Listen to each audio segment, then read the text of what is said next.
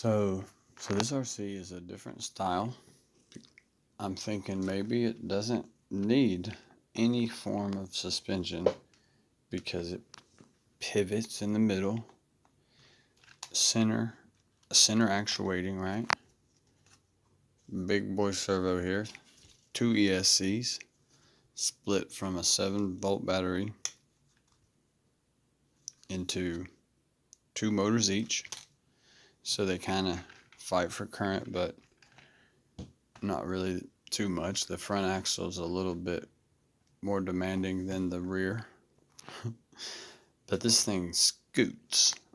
You can just barely see in there each individual motor. Got some springs in there to help it center. Alright, so show you guys this and really ask the question if a small scale RC car is, it's just axles, right? So you don't even need suspension. Just have the thing resting with gravity as it goes along. Just like that. That's how it looks when it's going along. Smooth. Alright.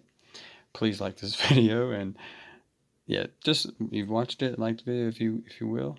Have a good night.